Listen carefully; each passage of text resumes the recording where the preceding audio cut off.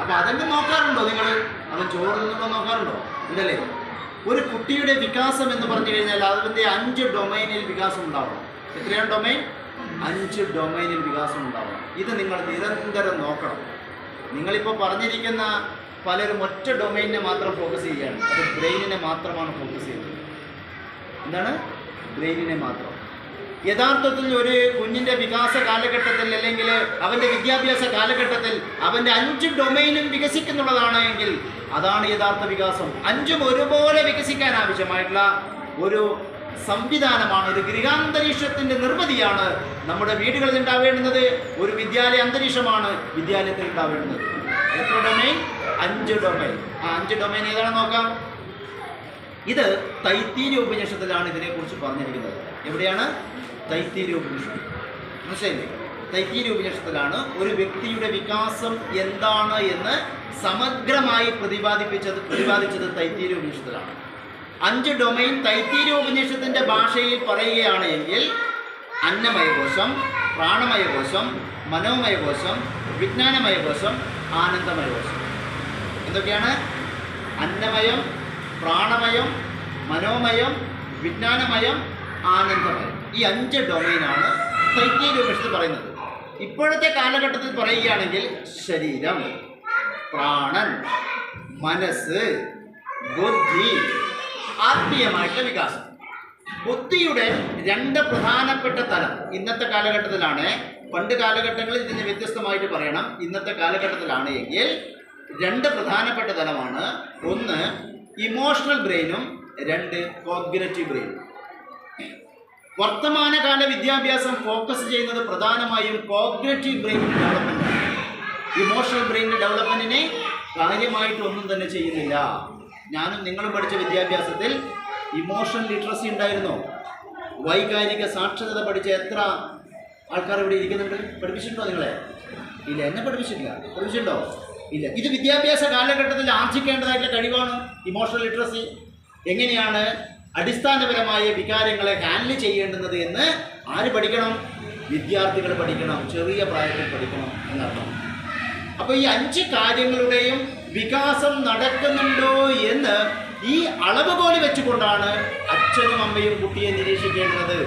കേവലം അവൻ പാട്ടുപാടിയത് കൊണ്ട് മാത്രമോ അല്ലെങ്കിൽ 2 ഇംഗ്ലീഷ് റൈംസ് ചെയ്തുകൊണ്ടോ മാത്രം കുട്ടിയിൽ വികാസം ഉണ്ടായി എന്ന് നമ്മൾ ധരിക്കാൻ പാടില്ല. അവൻ്റെ ശരീരം വികസിക്കുന്നുണ്ടോ എന്ന് നോക്കണം, പ്രാണൻ വികസിക്കുന്നുണ്ടോ എന്ന് നോക്കണം, മനസ്സ് വികസിക്കുന്നുണ്ടോ എന്ന് നോക്കണം, ബുദ്ധിയുടെ 2 തലം വികസിക്കുന്നുണ്ടോ എന്ന് നോക്കണം, ആത്മീയമായിട്ടുള്ള വികാസം അവനിലുണ്ടോ എന്നും നമ്മൾ നിരീക്ഷിക്കണം എന്നർത്ഥം. മനസ്സിലായില്ലേ? ഇത് എങ്ങനെ വികസിക്കാൻ സാധിക്കും എന്നതേക്കുറിച്ചിട്ട് ഞാൻ ചെറുതായിട്ടൊന്ന് പറഞ്ഞുതരാം. പ്രത്യേകിച്ച് ഇന്നത്തെ വിഷയം ഭക്ഷണമാണ്. അതുകൊണ്ട് അതിനെനിക്ക് 3 മണിക്കൂർ വേണം ഭക്ഷണം പൂർണ്ണമായിട്ടും നിങ്ങളിലേക്ക് എത്തിക്കാൻ. എത്ര മണിക്കൂർ? 3 മണിക്കൂർ വേണം. അത്രയും ഇമ്പോർട്ടൻ്റ് ആണ് ഭക്ഷണം. ഈ 5 ഡൊമൈനിൻ്റെയും വികാസത്തിന് ഏറ്റവും പ്രധാനമായിട്ടുള്ള സാധനമാണ് ഭക്ഷണം. 5 ഡൊമൈൻ വികസിക്കാൻ. ബാക്കിയുള്ളതൊക്കെ നമുക്ക് കുറച്ച് മതി. പക്ഷേ ഭക്ഷണം 5 ഡൊമൈനിനും കോമൺ ആണ്. ഈ 5 കാര്യങ്ങൾ വികസിക്കാൻ ഭക്ഷണം വളരെ ഇമ്പോർട്ടൻ്റ് ആണ്. അപ്പോൾ ഭക്ഷണത്തെക്കുറിച്ച് നിങ്ങൾക്ക് നല്ല ധാരണയുണ്ടോ? തൻ്റെ കുഞ്ഞിന് ഏത് ഭക്ഷണം കൊടുക്കണമെന്ന ധാരണയുണ്ടോ? ഒരു ധാരണയില്ലേ? എന്താ ഇപ്പോൾ കൊടുക്കുന്നത്? ഒരു ധാരണ ഇല്ലാണ്ടാണ് കൊടുക്കുന്നത് ചേച്ചി. ആണോ? എങ്ങനെ കൊടുക്കലെന്നല്ലേ? അല്ല, ധാരണയുണ്ടോ? ഇന്നതൊക്കെയാണ് ഇതിന് കൊടുക്കേണ്ടതെന്നുള്ള ധാരണയുണ്ടോ? ഉണ്ട്. പറഞ്ഞിട്ടെ, എന്തൊക്കെയാണ് കൊടുക്കുന്നത്? എന്തൊക്കെയാ പോഷകത്തിൽ എന്തൊക്കെ വരുന്നുണ്ട്? പാല്, മുട്ട, പിന്നെ ഇലക്കറികൾ, പിന്നെ പയറാണ്. പാല് കൊടുത്താൽ എന്താ ഗുണം? കാൽസ്യം. പിന്നെ മുട്ടയിലെ പ്രോട്ടീൻസ്. എത്ര ശതമാനം പ്രോട്ടീൻ വേണം ശരീരത്തിൽ? എല്ലാം പോയി. ഇങ്ങനെ കൊടുക്കലല്ലേ? പ്രോട്ടീനൊന്നും നോക്കില്ല. ദിവസം 4 മുട്ട. എന്നിട്ട് ഗംഭീരമാട്ടെ 1 മുട്ട, ഡെയിലി 1 മുട്ട. ശരി, പ്രോട്ടീൻ എത്ര? ഒരു ദിവസം 1 മുട്ട. കടല കൊടുക്കാറുണ്ടോ? കടല എന്താണ്? പ്രോട്ടീനാണോ? ശരി, നോക്കാം നമുക്ക്. ഞാൻ എങ്ങനെയാണെന്നൊക്കെ ഞാൻ പറഞ്ഞുതരാം. ഇതിൻ്റെ പ്രോട്ടീൻ എത്ര ശതമാനം വേണമെന്നുള്ള ധാരണ ഉണ്ടാവണം. കാർബോഹൈഡ്രേറ്റ് എത്ര ശതമാനം വേണമെന്നുള്ള ധാരണ ഉണ്ടാവണം. ഫാറ്റ് എത്ര വേണമെന്നുള്ള ധാരണ നമുക്കുണ്ടാവണം. ഇതുകൂടാതെ ട്രേസ് എലമെന്റ് കുട്ടിക്ക് കൊടുക്കാൻ പറ്റുന്നുണ്ടോ എന്ന് നോക്കണം. ട്രേസ് എലമെന്റ് കൊടുക്കാറുണ്ടോ? ഇന്ന് മഹാഭൂരിപക്ഷം കുട്ടികൾക്കും അയഡിൻ ഡെഫിഷ്യൻസിയാണ്. എന്താണ്? അയഡിൻ ഡെഫിഷ്യൻസിയാണ്. അയഡിൻ ഡെഫിഷ്യൻസി വന്നാൽ എന്ത് സംഭവിക്കും? ഓർമ്മശക്തി കുറയും.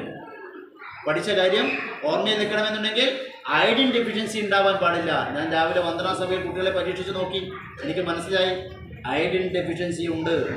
അയഡിൻ കിട്ടാൻ ആവശ്യമായ ഏത് ഭക്ഷണമാണ് നിങ്ങളുടെ കുട്ടികൾക്ക് നിങ്ങൾ കൊടുക്കുന്നത്? പറഞ്ഞാട്ടെ, അയഡിൻ കിട്ടാൻ വേണ്ടി എന്ത് ഭക്ഷണമാണ് നിങ്ങളുടെ കുട്ടികൾക്ക് കൊടുക്കുന്നത്? അയഡിൻ വളരെ ഇമ്പോർട്ടൻ്റ് ആയിട്ടുള്ള സാധനമാണ്. എന്ത് ഭക്ഷണം കൊടുക്കുന്നു? അറിയൂ, എന്ത് ഭക്ഷണം കൊടുക്കുന്നു? കൊടുക്കാറുണ്ടോ അയഡിൻ കിട്ടാൻ വേണ്ടി? എന്ത് അയഡിനെ? അതിങ്ങനെ പറഞ്ഞാൽ കോമൺ പറഞ്ഞാൽ മതിയല്ലോ. പച്ചക്കറിയിൽ എന്ത് അയഡിൻ പറയൂ. ഇല്ലേ? നേന്ത്രക്കായ, അതിൽ അയഡിൻ ഉണ്ടോ? പറയുന്നില്ലേ? നേന്ത്രക്കായ ഇത് പറയില്ലല്ലേ?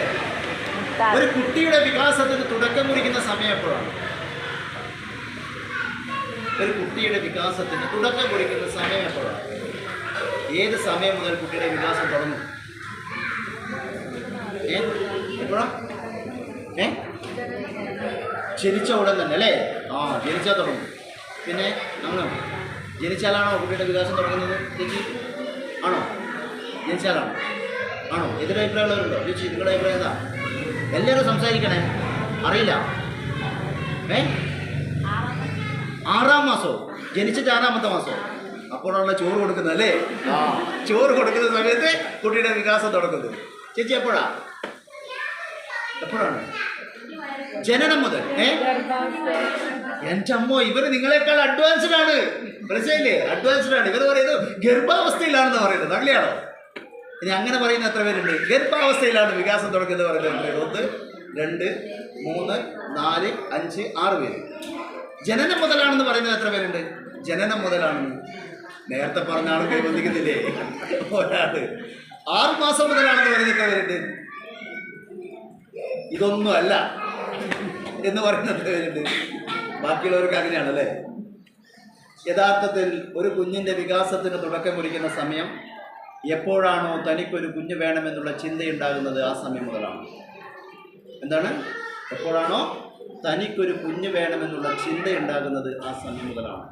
എന്ന് വെച്ചാൽ അണ്ടത്തിലും ബീജത്തിലും വികാസത്തിന് വേണ്ടിയിട്ടുള്ള പ്രവർത്തനം കൊടുക്കേണ്ടിയിരിക്കുന്നു എന്നർത്ഥം. മനസ്സിലായിരുന്നോ നിങ്ങൾക്ക്? മനസ്സിലായോ? അപ്പോൾ കുഞ്ഞിൻ്റെ വികാസത്തിന് തുടക്കം കുറിക്കാൻ വേണ്ടിയിട്ട് നമ്മൾ ആദ്യം ചെയ്യേണ്ട പ്രവൃത്തി എന്താണെന്നറിയോ? കുഞ്ഞു വേണമെന്നുള്ള ചിന്ത നമ്മുടെ മനസ്സിലേക്ക് വന്നാൽ വിവാഹം കഴിക്കുന്നതിനല്ലേ? എന്തിനാ വിവാഹം കഴിക്കുന്നത്? വിവാഹം എന്ന് പറയുന്ന സംസ്കാരം എന്തിനു വേണ്ടിയിട്ടാണ്? പിതൃഋണം വീട്ടുന്നതിന് വേണ്ടി സൽസന്താനത്തിന് ജന്മം കൊടുക്കാൻ വേണ്ടിയിട്ടാണ് ഭാരതത്തിൽ വിവാഹം എന്ന് പറയുന്ന സംസ്കാരം. എന്താണ്? പിതൃഋണം വീട്ടുന്നതിന് വേണ്ടി സൽസന്താനത്തിന് ജന്മം കൊടുക്കാൻ വേണ്ടി. കുട്ടിക്ക് ജന്മം കൊടുക്കാനല്ല കേട്ടോ. കുട്ടികൾക്ക് എനിക്ക് 2 കുട്ടിയുണ്ട്, കാര്യമില്ല. എന്തായിരിക്കണം ആ കുട്ടി? സത്സന്താനത്തിന് ജന്മം കൊടുക്കാൻ വേണ്ടിയിട്ടാണ് ഭാരതത്തിലെ വിവാഹം എന്ന് പറയുന്ന സംസ്കാരം. മനസ്സിലാകുന്നുണ്ടോ നിങ്ങൾക്ക്? അതിന് വേണ്ടിയിട്ടാണ് വിവാഹം. അങ്ങനെ വിവാഹം കഴിഞ്ഞ് കുഞ്ഞു വേണമെന്നുള്ള ചിന്ത ഉണ്ടായിക്കഴിഞ്ഞാൽ, ഈ ചിന്ത വിവാഹം കഴിഞ്ഞു കഴിഞ്ഞാൽ പെട്ടെന്ന് വേണമെന്നാണ് ഞാനിപ്പോൾ പറയാം. ശരി, ഇപ്പോഴത്തെ കാലഘട്ടത്തിൽ പണ്ട് ഈ പ്രശ്നം ഉണ്ടായിരുന്നു. ഇപ്പോൾ പെട്ടെന്ന് ഈ ചിന്തയുണ്ടാവും. ഇല്ലെങ്കിൽ ചിലപ്പോൾ ഇന്നത്തെ കാലഘട്ടത്തിൽ എപ്പോഴാണ് ഇത് വേർപിരിയെന്ന് പറയാൻ കഴിയുള്ളൂ അല്ലേ? അതുകൊണ്ട് എത്രയും പെട്ടെന്ന് ഈ ചിന്ത വരണം, ഭഗവാനെ ഈശ്വര എന്നാണ് എൻ്റെ ചിന്ത. അങ്ങനെ ചിന്ത വന്നു കഴിഞ്ഞാൽ ആ നിമിഷം മുതൽ കുഞ്ഞിൻ്റെ വികാസത്തിന് തുടക്കം കുറിക്കുകയാണ്. ഒരു ഉദാഹരണം പറയാം. നിങ്ങളൊക്കെ ഗർഭാധാനം കഴിഞ്ഞ് ഡോക്ടറുടെ അടുത്തേക്ക് പോയി കഴിഞ്ഞാൽ ഡോക്ടർ പരിശോധിച്ചിട്ട് പറയും വൈറ്റമിൻ്റെ കുറവുണ്ട് അല്ലേ? ഫോളിക് ആസിഡ് കഴിക്കാതെ കുഞ്ഞിന് ജന്മം കൊടുത്ത ആരെങ്കിലും ഇവിടെ ഉണ്ടോ? ഫോളിക് ആസിഡ് ഗുളിക കഴിക്കാതെ?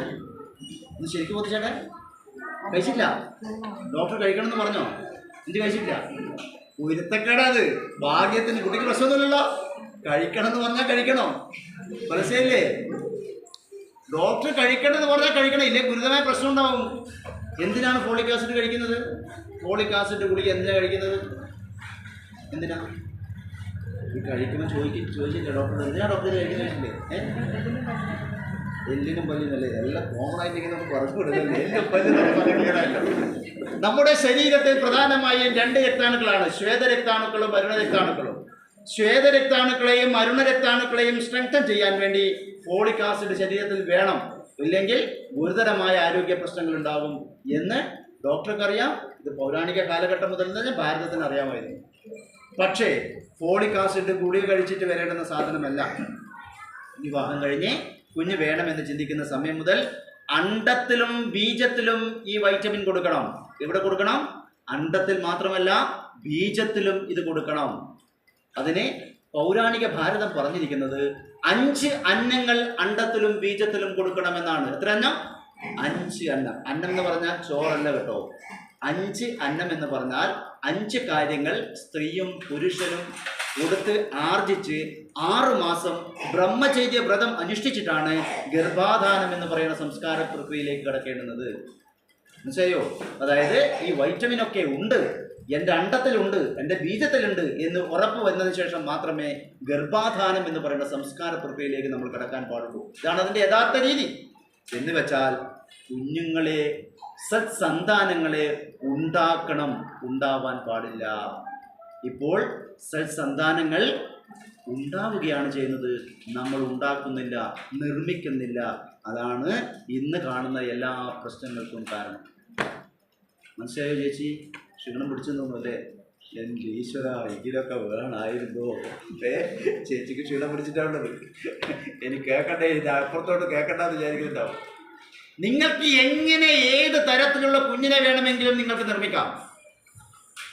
ദോശ ഉണ്ടാക്കുമ്പോൾ ചതുരത്തിൽ വേണോ റൗണ്ടിൽ വേണോ എന്നൊക്കെ ചിന്തിക്കുന്നില്ലേ?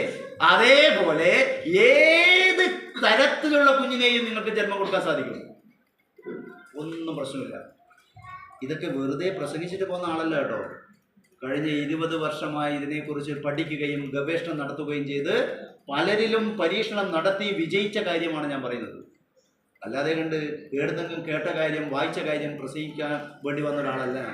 ഇത് എൻ്റെ ജീവിതത്തിൽ ഞാൻ പലരിലും പരീക്ഷിച്ച് വിജയിച്ച കാര്യമാണ് ഞാൻ നിങ്ങളോട് പറയുന്നത്. ഏത് തരത്തിലുള്ള കുഞ്ഞിനും ജന്മം കൊടുക്കാൻ സാധിക്കും, ഒരു പ്രശ്നമില്ല.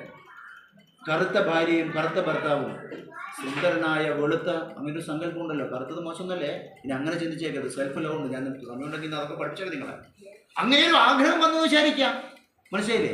അങ്ങനെ ഒരു ആഗ്രഹം വന്നു, അവർക്ക് വെളുത്ത കുഞ്ഞിന് ജന്മം കൊടുക്കാൻ സാധിക്കും. ഇനി വെളുത്തവൻ വിചാരിക്കുകയാണ് കറുപ്പാണ് സൗന്ദര്യം, അതുകൊണ്ട് എനിക്കൊരു കറുത്ത കുഞ്ഞ് പിറക്കാന്ന് വിചാരിക്കട്ടെ, കറുത്ത കുഞ്ഞിന് ജന്മം കൊടുക്കാൻ സാധിക്കും. പക്ഷെ എപ്പോൾ തുടങ്ങണം? കുഞ്ഞ് വേണമെന്ന് ചിന്തിക്കുന്ന സമയം തുടങ്ങണമെന്നർത്ഥം. ആ സമയം മുതൽ കഴിക്കേണ്ടുന്ന കാര്യം, ഭക്ഷണങ്ങളുണ്ട്. 5 അന്നമാണ് ആ സമയം മുതൽ കൊടുക്കേണ്ടുന്നത്. ആ 5 അന്നത്തിലെ ഒന്ന് കഴിക്കുന്ന ഭക്ഷണം, കുടിക്കുന്ന വെള്ളം, കാണുന്ന കാഴ്ചകൾ, കേൾക്കുന്ന ശബ്ദം, സ്പർശന സുഖം, അനുഭവിക്കുന്ന സ്പർശന സുഖം, ഇത് 5 അന്നത്തിന് തുല്യമാണ്. അപ്പോൾ ഈ കുഞ്ഞ് വേണമെന്ന് ചിന്തിക്കുന്ന സമയം മുതൽ, കുഞ്ഞ് പുറത്തേക്ക് വരുന്ന സമയം മുതൽ അതിനുശേഷവും കുഞ്ഞിനെ പ്രകൃതി വിധിച്ച ശബ്ദം കേൾക്കണം, പ്രകൃതി വിധിച്ച ആഹാരം കഴിക്കണം, പ്രകൃതി വിധിച്ച കാഴ്ചകൾ കാണണം, പ്രകൃതി വിധിച്ച അഗ്നിയെ സ്വാംശീകരിച്ചെടുക്കാൻ സാധിക്കണം. ഇന്നത്തെ കാലഘട്ടത്തിൽ ആ അഗ്നിക്ക് വൈറ്റമിൻ ഡി എന്ന് പറയും, അത്രയേ ഉള്ളൂ. വൈറ്റമിൻ ഡി പുതിയ കാലഘട്ടത്തിലെ ഭാഷ. നമ്മുടെ ഭാഷ കടമെടുത്താൽ പ്രകൃതി വിധിച്ച അഗ്നി കിട്ടണം നമുക്ക്. നിങ്ങളുടെ കുഞ്ഞിന് പ്രകൃതി വിധിച്ച അഗ്നി ഉദരത്തിൽ കുഞ്ഞ് വളരുമ്പോൾ കൊടുത്തിട്ടുണ്ടോ ചേച്ചി? കൊടുത്തിട്ടുണ്ടോ? എങ്ങനെ കൊടുത്തതാ? ടെക്നിക്കൊന്ന് പറഞ്ഞു തന്നേ. എങ്ങനെ കൊടുത്തുവേ? എങ്ങനെയാണ് വെയിൽ കൊണ്ടത്? രാവിലെ എഴുന്നേറ്റിട്ട് എങ്ങനെ? രാവിലെ എഴുന്നേറ്റ് നടന്നോ?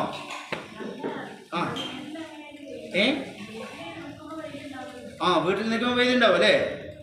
പ്രകൃതി വിധിച്ച അഗ്നി എന്ന് പറഞ്ഞു കഴിഞ്ഞാൽ ഒരു മരത്തിൽ നിന്നും തട്ടിയിട്ടുള്ള വെയിലാണ് പ്രകൃതി വിധിച്ച അഗ്നി. ഒരു മരത്തിൻ്റെ വൃക്ഷങ്ങളിൽ തട്ടി, ഇലകളിൽ തട്ടി കൊള്ളുന്ന, ഡയറക്റ്റ് കൊള്ളാൻ പാടില്ല. ആ മരത്തിൻ്റെ ചുവട്ടിലേക്കൂടെ ഈ 6 മാസം ബ്രഹ്മചര്യവ്രതം അനുഷ്ഠിക്കുന്ന ആ സമയം മുതൽ കുഞ്ഞ് പുറത്തോട്ടേക്ക് വരുന്നത് വരെ ഈ വൃക്ഷത്തണലിലൂടെ ഇങ്ങനെ ഒരു 15 മിനിറ്റ് 20 മിനിറ്റ് ഇങ്ങനെ നടക്കണം, ഉലാത്തണം. ചെയ്തിട്ടുണ്ടോ? ചെയ്തിട്ടുണ്ട്. വലിയ വെയിലാണ് കൊണ്ടത്, ചെറുതായി 10 മണിക്ക് ഇങ്ങനെ ഈ വൃക്ഷത്തിലൂടെ നടക്കണം കേട്ടോ. അതാണ് പ്രകൃതി വിധിച്ച അഗ്നി. ഇതേപോലെ പ്രകൃതി വിധിച്ച ശബ്ദമുണ്ട്. ആ ശബ്ദം എന്താണ്? ശംഖനാദവും മണിനാദവും കേൾക്കണം.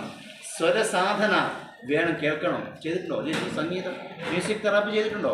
കുഞ്ഞു ഉദരത്തിൽ വളരുമ്പോൾ? സൂപ്പറാണല്ലോ. അത് ശരിയായിട്ടുണ്ട്. ശംഖനാദം കേട്ടിട്ടുണ്ടോ? മണിനാദം കേട്ടിട്ടുണ്ടോ? ഇല്ലല്ലേ? അത് കേൾക്കണം ആ സമയത്ത്. മനസ്സിലായില്ലേ? ഇങ്ങനെ 5 അന്നങ്ങൾ നമുക്ക് അണ്ടത്തിലും ബീജത്തിലും ലഭിക്കണം. ഇത് അണ്ടത്തിൽ മാത്രം പോരാ, ബീജത്തിലും ലഭിക്കണം. ഇനി വീട്ടിൽ പോയിട്ട് പൈപ്പാക്കരുതേ. ഭർത്താവിനൊക്കെ പോയിട്ട് നിങ്ങളാണ് മനുഷ്യ ഈ 5 പോയിട്ട് 1 കിട്ടിയിട്ടുണ്ടെങ്കിൽ എൻ്റെ മോൻ ഇത്ര അങ്ങനെ പറഞ്ഞേക്കരുത് കേട്ടോ. പിന്നെ ഈ വൈകുണ്ഠ വിദ്യാലയത്തിന് സോപാനം ഉണ്ടാവില്ല, സ്കൂളും ഉണ്ടാവില്ല. ഇതാണോ പറഞ്ഞത് കേട്ടോ? ചില കാര്യങ്ങൾ നമ്മൾ പറയാൻ വേണ്ടി പാടില്ല, മനസ്സിലായില്ലേ? പക്ഷേ ചില കാര്യങ്ങൾ നമ്മൾ വീട്ടിൽ ഇങ്ങനെ സ്വകാര്യ സംഭാഷണത്തിലൊക്കെ സംസാരിക്കുന്നു കേട്ടോ. എങ്ങനെയാണെന്ന് ഞാൻ പറഞ്ഞുതരാം. Communication skill. ഏതായാലും ഒരു കാര്യം ഉറപ്പാണ്, ഈ വിദ്യാലയത്തിലെ പലരുടെയും വീട്ടിലെ കമ്മ്യൂണിക്കേഷൻ സ്കില്ല് വളരെ മോശമാണ്. ഞാൻ കുട്ടികളുടെ ഫീഡ്ബാക്ക് വെച്ചിട്ടാണ് പറയുന്നത് കേട്ടോ. ഇപ്പോൾ എത്ര അമ്മമാർ വന്നിട്ടുണ്ട്? 4, 7, 9, 12, 14, 17, 18, 20, 22, 23, 24, 25, 26, 27, 28, 29, 30, 24 നമ്മൾ കണക്കെടുത്ത്. കമ്മ്യൂണിക്കേഷൻ കറക്റ്റ് ആണെങ്കിൽ ഇത് 24 പേരെ വരാൻ പാടുള്ളൂ. 3 അച്ഛനും വരണം. കമ്മ്യൂണിക്കേഷൻ കറക്റ്റ് അല്ലാത്തതുകൊണ്ടാണ് ഒരച്ഛൻ വന്നു, അവർ തിരക്കായിട്ട് അച്ഛൻ പോയി, രണ്ടാമത്തെ ഒരാൾ വന്നിട്ടുണ്ട്, ഒരാളെ കാണുന്നേ ഇല്ല. അപ്പോൾ കമ്മ്യൂണിക്കേഷൻ കറക്റ്റ് അല്ല. വീട്ടിലെ കമ്മ്യൂണിക്കേഷൻ കറക്റ്റ് ആണ്. ഒരു കുട്ടിയുടെ വികാസത്തിൽ ഇത് വളരെ ഇമ്പോർട്ടൻ്റ് ആണ്, മനസ്സിലായില്ലേ? ഒരച്ഛൻ നിങ്ങളാണോ? അത് ശരി, അപ്പോൾ കറക്റ്റ് ആയിപ്പോ അല്ലേ? അപ്പോൾ കറക്റ്റ് ആയി. പക്ഷെ ഒരച്ഛൻ പോയി കളഞ്ഞു, അന്നാലും കറക്റ്റല്ല. 4 ആളായില്ലേ? അപ്പോൾ 4 ആളായില്ലേ? അപ്പോൾ ഏതോ ഒരു സ്ഥലത്ത് പാർപ്പിട പറ്റിയിട്ട് അതുകൊണ്ടാണ്. ശരി, അതിനെക്കുറിച്ച് നമ്മൾ പഠിക്കണം. കമ്മ്യൂണിക്കേഷൻ കറക്റ്റ് ആകണം. കമ്മ്യൂണിക്കേഷൻ സ്കിൽ എങ്ങനെയാണെന്നുള്ളതൊക്കെ നമുക്ക് പഠിക്കാൻ പറ്റുമോ നോക്കാം. ഒരുപാട് സമയമുണ്ടെങ്കിൽ ഞാൻ ഇതൊക്കെ പഠിപ്പിക്കുമായിരുന്നു നിങ്ങളെ. ശരി, ഈ 5 അന്നവും കിട്ടി അണ്ടവും ബീജത്തെയും സ്ട്രെങ്തൻ ചെയ്താലാണ്, ആ സ്ട്രെങ്തൻ ചെയ്ത അണ്ടവും ബീജവും സംയോജിക്കപ്പെടുമ്പോൾ കുഞ്ഞിനെ നിർമ്മിക്കുന്ന പ്രക്രിയയ്ക്ക് തുടക്കം കുറിക്കുന്നു. തുടക്കം കുറിച്ചിട്ടേ ഇവിടെ കുഞ്ഞായില്ല. പിന്നെ എന്ത് ചെയ്യണം? പിന്നെ ഗർഭാവസ്ഥയിൽ ഓരോ പ്രായത്തിലും അതിനെ പരിപോഷിപ്പിക്കണം. ഗർഭാവസ്ഥയിൽ അമ്മയും അച്ഛനും കുഞ്ഞിനെ പരിപോഷിപ്പിച്ചാൽ നിങ്ങൾ വാർദ്ധക്യത്തിലേക്ക് കിടക്കുമ്പോൾ കുഞ്ഞ് നിങ്ങളെ പരിപോഷിപ്പിക്കും. എന്തുകൊണ്ടാണ് വർത്തമാന കാലഘട്ടത്തിൽ വാർദ്ധക്യമുള്ളവരെ പരിപോഷിപ്പിക്കാത്തത് മക്കൾ? കാരണം ഇതാണ്, ഗർഭാവസ്ഥയിൽ യഥാവിധി പരിപോഷിപ്പിക്കുന്നതിൽ അച്ഛനും അമ്മയും പരാജയപ്പെട്ടതാണ് അതിൻ്റെ ഒരു കാരണം. മനസ്സിലാവുന്നുണ്ടോ നിങ്ങൾക്ക്? നിങ്ങൾ ഗർഭാവസ്ഥയിൽ കുഞ്ഞിനെ പരിപോഷിപ്പിച്ചിട്ടുണ്ടായിരുന്നുവെങ്കിൽ, ഞാൻ ഉറപ്പ് പറയുന്നു, യഥാവിധി പരിപോഷിപ്പിച്ചിട്ടുണ്ടായിരുന്നുവെങ്കിൽ നിങ്ങളെ കുഞ്ഞ് വാർദ്ധക്യ കാലഘട്ടത്തിൽ പരിപോഷിപ്പിച്ചിരിക്കും, ഒരു സംശയവും വേണ്ട. മനസ്സിലായോ? പരിപോഷിപ്പിച്ചിരിക്കും. പക്ഷേ ആ പരിപോഷണം എങ്ങനെയായിരിക്കണം ഗർഭാവസ്ഥയിൽ എന്ന ധാരണ നിങ്ങൾക്കുണ്ടോ? ഇതാണ് എൻ്റെ ചോദ്യം. ഗർഭാവസ്ഥയിൽ തൻ്റെ കുഞ്ഞിനെ എങ്ങനെ പരിപോഷിപ്പിക്കണം? അത് അമ്മയുടെ മാത്രം ചുമതലയല്ല, അച്ഛൻ്റെയും ചുമതലയാണ്. മനസ്സിലായില്ലേ? എന്താ പറയാന്നറിയോ? ഒന്നാമത്തെ മാസം ഗർഭവതിയായ തൻ്റെ സഹധർമ്മിണിയുടെ ഗർഭത്തിൽ സ്പർശിച്ചുകൊണ്ട് ഭർത്താവ് പറയണം, പത്നിയോട് പതി പറയണം, നാം ഗർഭം ധരിക്കുകയല്ലേ. എന്താണ്? നാം ഗർഭം ധരിക്കുകയല്ലേ. നീ ഗർഭം ധരിച്ചു എന്നല്ല പറയണമെന്ന്. എന്ത് പറയണം? നാം ഗർഭം ധരിക്കുകയല്ലേ എന്ന് പറയണം. ഇത് പല കാര്യങ്ങളും വീട്ടിൽ പോയിട്ട് പറയരുത് കേട്ടോ. നിങ്ങൾ അവരെ മാത്രം വിളിച്ചു വരുത്തി കഴിഞ്ഞാൽ ഞാൻ അവർക്ക് കുറേ കാര്യങ്ങളുണ്ട്. കുറച്ച് കാര്യം ഇന്ന് അച്ഛന്മാർക്കുള്ള കാര്യം പറയുള്ളൂ. 2-3 ആളുണ്ടല്ലോ, അപ്പോൾ അവർക്ക് വേണ്ടിയിട്ടുള്ള ചില ഇൻപുട്ട് മാത്രമേ തരുന്നുള്ളൂ. എല്ലാ കാര്യവും പറയില്ല. ഒരുപാട് കാര്യങ്ങളുണ്ട് അച്ഛന്മാർ ചെയ്യേണ്ടതായിട്ടുള്ള കാര്യങ്ങൾ. പലപ്പോഴും ഇന്ന് നമ്മൾ നേരിടുന്ന പ്രധാനപ്പെട്ട പ്രശ്നം എന്ന് പറഞ്ഞു കഴിഞ്ഞാൽ, കുട്ടിയുടെ വികാസത്തിൽ അമ്മയ്ക്ക് മാത്രമേ പങ്കുള്ളൂ എന്ന ധാരണ അച്ഛന്മാർക്കുണ്ട്. അതുകൊണ്ടാണ് നിങ്ങളെ ഇങ്ങോട്ട് കയറ്റി വിടുന്നത്. നീ പോയി നോക്കിക്കോ, എല്ലാം നീയാണ്. അല്ല, നീ നോക്കിക്കോ. അങ്ങനെയല്ലേ വീട്ടിൽ അച്ഛൻ എന്തൊക്കെ ഉത്തരവാദിത്തം ഏറ്റെടുക്കാറുണ്ട്? അച്ഛൻ ജോലി എടുത്തിട്ട് പൈസ കൊണ്ട് തരും, സാധനമൊക്കെ വാങ്ങിക്കുമല്ലേ? വേറെ എന്തെങ്കിലും ഉത്തരവാദിത്തം ഏറ്റെടുക്കാറുണ്ടോ കുട്ടിയുടെ വികാസത്തിൽ? പറയൂ, എന്താ? ഒരു പോയിന്റ് പറയൂ. ഏതായാലും ഇവിടെ ഇല്ലല്ലോ, പറഞ്ഞോ, കുഴപ്പമില്ല. അപ്പം അവർക്ക് ധാരണ ഉണ്ടാവണം. അതിലെ ഒന്നാമത്തെ പടിയാണിത്. ഗർഭത്തിൽ സ്പർശിച്ചുകൊണ്ട് പറയണം, നാം ഗർഭം ധരിക്കുകയാണ് എന്ന് പറയണം. അങ്ങനെ ഓരോ മാസവും ഗർഭാവസ്ഥയിലുള്ള തൻ്റെ സഹധർമ്മിണിക്ക് വേണ്ടുന്ന എല്ലാ സപ്പോർട്ടും കൊടുക്കണം. മാനസികമായും ശാരീരികവുമായ സപ്പോർട്ട് കൊടുത്ത് അവരെ യഥാർത്ഥ രീതിയിൽ തൻ്റെ കുഞ്ഞിൻ്റെ വികാസത്തിന് വേണ്ടി എല്ലാ സപ്പോർട്ടും കൊടുക്കുന്ന ഒരു പതിയെയാണ് ഇന്ന് കേരളം പ്രതീക്ഷിക്കുന്നത്. പലപ്പോഴും നമുക്കിത് നഷ്ടപ്പെട്ടു പോകുന്നു എന്നർത്ഥം. അതുകൊണ്ട് ഞാൻ പറയും, യഥാർത്ഥത്തിൽ ഈ ക്ലാസ് നമ്മൾ കൊടുക്കേണ്ടുന്നത് പ്രീ മാരിഡ് കൗൺസിലിംഗ് ആയിട്ടാണ്. മനസ്സിലായില്ലേ? നവദമ്പതി പ്രശിക്ഷണമായിട്ട് നമ്മളിത് കൊടുക്കണം. അങ്ങനെ കൊടുത്താൽ സർവാംഗീണമായ വികാസമുള്ള, ഹോളിസ്റ്റിക് ഡെവലപ്മെന്റ് ഉള്ള ഒരു കുഞ്ഞിനെ നിങ്ങൾക്ക് നിർമ്മിച്ചെടുക്കാൻ വേണ്ടി സാധിക്കും. ഒരു സംശയവും നിങ്ങൾക്ക് വേണ്ട, ഒരു സംശയം വേണ്ട. ഉറപ്പാണ്, ഗ്യാരണ്ടിയാണ്. പക്ഷെ ദൗർഭാഗ്യവശാൽ ഈ ഒരു വിദ്യാഭ്യാസം നമുക്ക് കിട്ടിയിട്ടില്ല. നമ്മളത് ആർജിച്ചെടുക്കാനുള്ള ശ്രമവും നടത്തിയിട്ടില്ല. കിട്ടിയില്ലെങ്കിൽ പോട്ടി നേടിയെടുക്കാനുള്ള ശ്രമവും നടത്തണ്ടേ, അതും നമ്മൾ നടത്തിയിട്ടില്ല എന്നുള്ളതാണ് പ്രധാനപ്പെട്ട വിഷയം എന്ന് നമ്മൾ മനസ്സിലാക്കണം. അങ്ങനെ ഓരോ മാസത്തിനും പ്രത്യേകതയുണ്ട്. ഇത് പറയണമെങ്കിൽ മാത്രം എനിക്ക് 2 മണിക്കൂർ വേണം. ഈ ബ്രഹ്മചര്യ വ്രതം അനുഷ്ഠിച്ച് കുഞ്ഞ് പുറത്തേക്ക് വരുന്ന സമയം വരെയുള്ള കാര്യം പറയാൻ വേണ്ടി 2 മണിക്കൂർ വേണം. ചില സൂചനകൾ മാത്രം തരാം, ഇല്ലെങ്കിൽ നമ്മൾ ഇന്നത്തെ വിഷയം ഭക്ഷണമൊന്നും എവിടെ എത്തില്ല. ചില സൂചനകൾ തരാം. എന്താണ് സൂചന? ഒന്നാമത്തെ സൂചന, നമ്മൾ 4ാമത്തെ മാസം ഒരു കുട്ടിയുടെ വികാസത്തിൽ ഏറ്റവും ഇമ്പോർട്ടൻ്റ് ആയിട്ടുള്ള മാസം. ആ മാസത്തിൻ്റെ പ്രത്യേകത അറിയുന്ന എത്ര പേരുണ്ട്? 4ാമത്തെ മാസത്തിൻ്റെ പ്രത്യേകത അറിയില്ല? ഗ്ലൂ ആണോ? എന്താ? ഹാർട്ട് വയറ്റില്? വയറ്റിൽ നിന്ന് ഇങ്ങനെ ചില ചവിട്ടും കുത്തൊക്കെ കിട്ടുന്ന സമയമാണല്ലേ? അങ്ങനെയൊന്നല്ല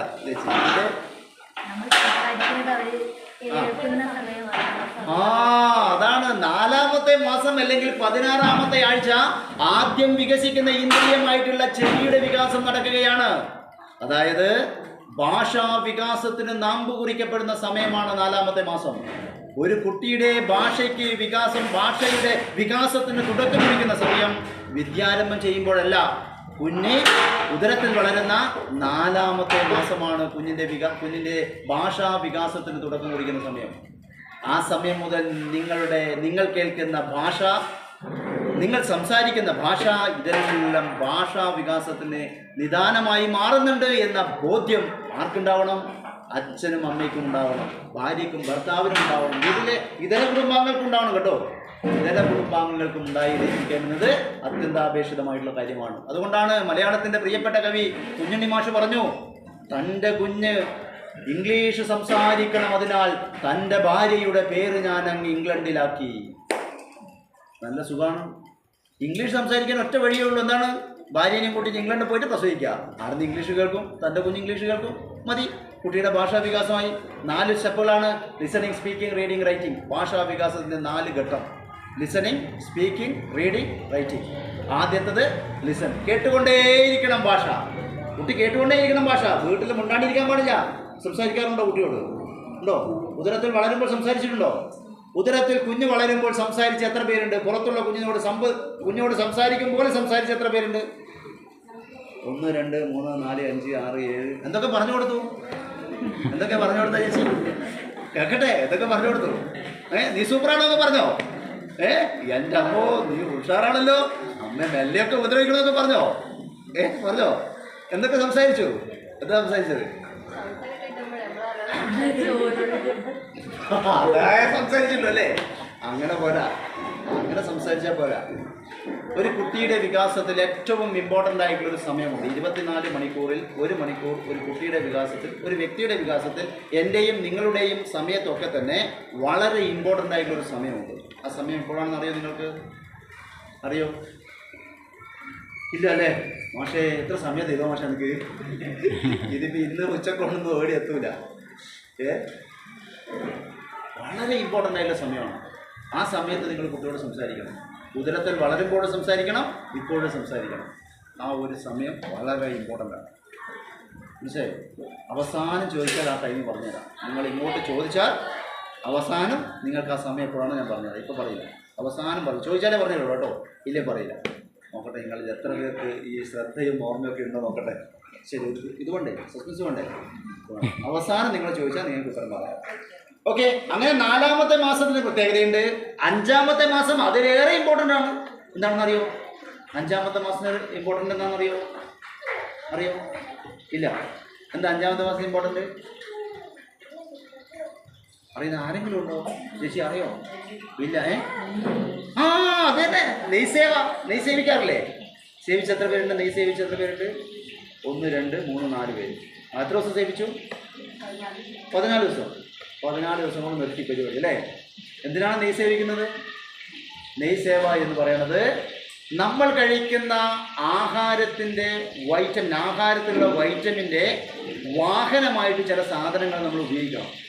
നമ്മൾ ഏത് ആഹാരം കഴിച്ചാലും അതിൻ്റെ വൈറ്റമിനെ വിവിധ ഭാഗങ്ങളിലേക്ക് വഹിച്ചു കൊണ്ടുപോകാൻ വേണ്ടി വാഹനമായി മറ്റു ചില ഭക്ഷണം കൂടെ കഴിക്കണം. മനസ്സിലായില്ലേ? ഇപ്പോൾ നമ്മൾ കഴിക്കുന്ന ഒമേഗ 3 ആ ഒമേഗ 3 ബ്രെയിനിലേക്ക് വഹിച്ചു കൊണ്ടുപോകണമെന്നെങ്കിൽ വാഹനമായി വെണ്ണയും കൂടെ കഴിക്കണം. അപ്പോഴേ ഒമേഗ 3 എവിടെ എത്തുള്ളൂ? ബ്രെയിനിൽ എത്തുള്ളൂ. ഇല്ലെങ്കിൽ സ്റ്റൊമക്കിൽ നിന്ന് തന്നെ പരിപാടിയാക്കിയിട്ട് പുറത്തേക്ക് പോകും. ഈ സ്റ്റൊമക്കിൽ നിന്നും അത് ബ്ലഡിലേക്ക് വന്ന് അതിനെ ബ്രെയിനിലേക്ക് പോകണമെന്നുണ്ടെങ്കിൽ വെണ്ണ കഴിക്കണം. അതുപോലെ മജ്ജയിലേക്ക് ഈ വൈറ്റമിനെ വഹിച്ചു കൊണ്ടുപോകണമെന്നുണ്ടെങ്കിൽ വാഹനമായി എന്ത് വേണം? നെയ്യ് കഴിക്കണം. അതിനാണ് 5-ാമത്തെ മാസം നെയ്യ് സേവ. മജ്ജ വികസിക്കണം. ഇല്ലെങ്കിൽ പൊട്ടിക്കഴിഞ്ഞാൽ എല്ല് പെട്ടെന്ന് റെഡിയാവില്ല. മജ്ജാവികാസത്തിന് വേണ്ടിയിട്ടാണ് 5-ാമത്തെ മാസത്തിലെ നെയ്യ് സേവ. അത് കണ്ടിന്യൂ ചെയ്യേണ്ടതാണെന്നാ, 14 ദിവസം നിർത്തേണ്ടതല്ല. ശുദ്ധമായ പശുവിൻ്റെ, നാടൻ പശുവിൻ്റെ നെയ്യ് കൃത്യമായ ഇടവേളകളിൽ കഴിക്കണം. കുഞ്ഞിപ്പോഴും കഴിച്ചുകൊണ്ടേയിരിക്കണം. ഇത് പൂർത്തീകരിച്ചാലേ മജ്ജ കൊണ്ടുള്ള ഗുണം കിട്ടുകയുള്ളൂ നമ്മുടെ കുട്ടികൾക്ക് എന്നർത്ഥം. മനസ്സിലായില്ലേ? അങ്ങനെ 6-ാം മാസം പ്രത്യേകതയുണ്ട്, 7 പ്രത്യേകതയുണ്ട്, 8 പ്രത്യേകതയുണ്ട്, 9 പ്രത്യേകതയുണ്ട്, 10 പ്രത്യേകതയുണ്ട്. ഇതെല്ലാം പറയണമെങ്കിൽ 2 മണിക്കൂർ സമയം വേണം. ഈ സമയത്ത് ധരിക്കേണ്ടുന്ന വസ്ത്രത്തിന് കണക്കുണ്ട്. വസ്ത്രം എല്ലാ വസ്ത്രവും ധരിക്കാൻ പാടില്ല. ചില കളറുകൾ ധരിക്കാൻ വേണ്ടി പാടില്ല. മനസ്സിലായില്ലേ? നമ്മൾ എന്തെല്ലാം കളർ ധരിച്ചിട്ടുണ്ടാവില്ലേ? ഇതെല്ലാം കുഞ്ഞിനെ സ്വാധീനിക്കുന്നുണ്ട്. ചില കളറുകൾ നിങ്ങൾ ഈ സമയത്ത് കാണാൻ പാടില്ല. അത് 5 അന്നത്തിലെ ഒരു അന്നമാണ് കുട്ടിക്ക് കൊടുത്തുകൊണ്ടിരിക്കുന്നത്. മനസ്സിലായോ? ചില കളറുകൾ കാണാൻ പാടില്ല. അതുകൊണ്ടാണ് മരണ വീട്ടിൽ പോകാൻ പാടില്ല എന്ന് പറയുന്നത് ഗർഭിണികൾ. മനസ്സിലായോ? ഗർഭിണികൾ നടന്നു പോകുന്നുണ്ടെങ്കിൽ ക്ഷേത്രത്തിലെ തിടമ്പുണ്ടല്ലോ, ക്ഷേത്രത്തിലെ ഈ ആനപ്പുറത്ത് എഴുന്നള്ളൊക്കെ ഉണ്ടോ? ഈ ഭാഗത്തുണ്ടോ? ഈ ആനപ്പുറത്ത് ഇങ്ങനെ എഴുന്നള്ളിച്ച് വരുന്നുണ്ടെങ്കിൽ ആ തിടമ്പ് വഴിമാറി പോകണം ഗർഭിണിക്ക് വേണ്ടിയിട്ട്. ഇതാണ് ഭാരതത്തിൻ്റെ കോൺസെപ്റ്റ്. മനസ്സിലായില്ലേ? ഈശ്വരൻ വഴിമാറിപ്പോയിക്കൊള്ളുക. ഗർഭിണിക്ക് സുഗമമായ നടപ്പാത ഒരുക്കണമെന്ന് ലോകത്തോട് പറഞ്ഞ ധർമ്മമാണ് സനാതന ധർമ്മം. അത്രയേറെ മാഹാത്മ്യം ഗർഭിണികൾക്ക് കൊടുത്തിരുന്നു ഭാരതം എന്നർത്ഥം. ഇപ്പോൾ ആ പ്രാധാന്യമുണ്ടോ? എന്തുമല്ലേ? ഒരു പെട്ടിയുണ്ട്, അതിൻ്റെ മുമ്പിൽ ഇരുന്നിട്ട് ചവിട്ടും കുത്തും പല വാക്കുകൾ കേൾക്കുന്നു അല്ലേ? അതല്ലേ പരിപാടി. ഡോക്ടറാണെന്ന് പറയും, റെസ്റ്റ്, നല്ല സുഖമായി. പിന്നെ അടുക്കളയിൽ കയറേണ്ട ആവശ്യമില്ല. നേരെ ഇതിൻ്റെ മുമ്പിൽ വന്നെങ്കിൽ ഇരുന്നാൽ മതി. എന്ത് ഇൻപുട്ടാണ് കൊടുക്കുന്നുണ്ടാവുക അല്ലേ? ഭയാനകമാണ് അവസ്ഥ. ഇനി വരുന്ന തലമുറയ്ക്ക് നിങ്ങൾ ഈ എഡ്യൂക്കേഷൻ കൊടുക്കണം. മനസ്സിലായില്ലേ? അതിന് വേണ്ടിയിട്ടാണ് ഞാൻ പറഞ്ഞത്. ശരി, ഇനി നമുക്ക് ആഹാരത്തിലേക്ക് വരാം. ഇപ്പോഴാണ് എൻ്റെ വിഷയത്തിലേക്ക്